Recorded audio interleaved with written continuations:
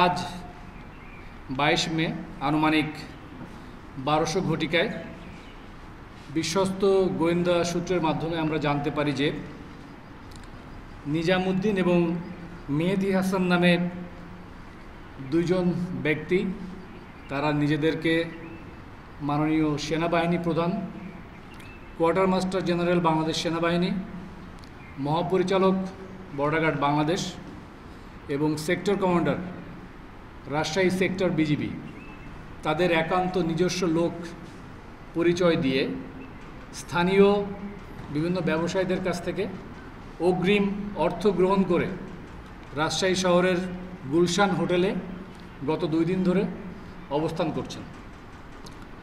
নগদ পেমেন্টে 500 টাকা পর্যন্ত ক্যাশব্যাক আর লেনদেনে প্রতিদিন ডিপ ফ্রিজ এবং ঘন্টায় ঘন্টায় এসি টিভি সহ দারুণ সব গিফট।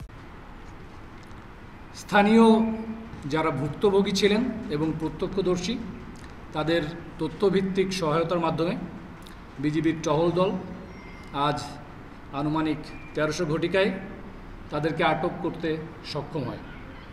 তাদেরকে আটক করে আমরা আমাদের ব্যাটালিয়ন হেডকোয়ার্টার্সে নিয়ে আসি। প্রাথমিক জিজ্ঞাসাবাদে জানা যায় যে তারা মূলত অবৈধ গরু চোরাচালানের মিথ্যা প্রতারণার আশ্রয় নিয়ে মধ্যস্থতার কথা বলে স্থানীয় ব্যবসায়ীদের কাছ থেকে উৎকোচ গ্রহণের কাজ করে থাকে। তাদের মধ্যে নিজামুদ্দিন উনি নিজেকে মাননীয় সেনাপ্রধান ম্যাডামের গৃহশিক্ষক বলে দাবি করেন এবং অপরজন মেহেদী হাসান তিনি নিজেকে এমইএস কন্ট্রাক্টর হিসেবে দাবি করেন। তারা স্থানীয় বিভিন্ন ব্যবসায়ীদেরকে আশ্বস্ত করেন যে সেনাবাহিনী প্রধান এবং বর্ডার গার্ড বাংলাদেশের মহাপরিচালকের সাথে তাদের বিস্তারিত আলোচনা হয়েছে এবং এখন থেকে বর্ডার দিয়ে অবাধে গরু চোরাচালান করা যাবে।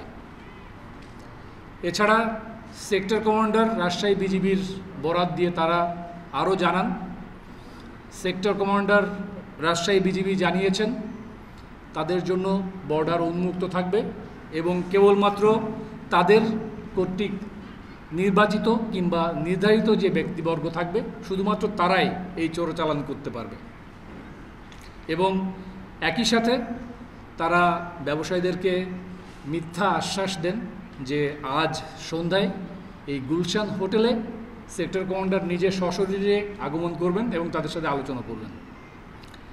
এই সব কিছুর বিনিময়ে তাদের যে চুক্তিটা হয়, এক জোড়া গরুর জন্য তাদেরকে 35,000 টাকা দিতে হবে এবং 10,000 গরু বর্ডার পার করিয়ে দেওয়ার জন্য অগ্রিম 20 লক্ষ টাকা তারা দাবি করে। প্রকৃতপক্ষে এই দুইজন প্রতারক তারা নিজেদের স্বার্থ হাসিল করার জন্য পদস্থ বিভিন্ন কর্মকর্তার নাম ভাঙিয়ে আমাদের স্থানীয় সহজ সরল যারা ব্যবসায়ী রয়েছেন তাদের কাছ থেকে মোটা অঙ্কের টাকা হাতিয়ে নেওয়ার একটা অভিনব একটা কৌশল তারা অবলম্বন করছিলেন। প্রাথমিক জিজ্ঞাসাবাদে আমরা এই তথ্যগুলো পেয়েছি। তাদেরকে বিশদভাবে কিংবা বিস্তারিত জিজ্ঞাসাবাদের জন্য তাদের বিরুদ্ধে আইনগত কার্যক্রম গ্রহণের ব্যবস্থা প্রক্রিয়াধীন রয়েছে।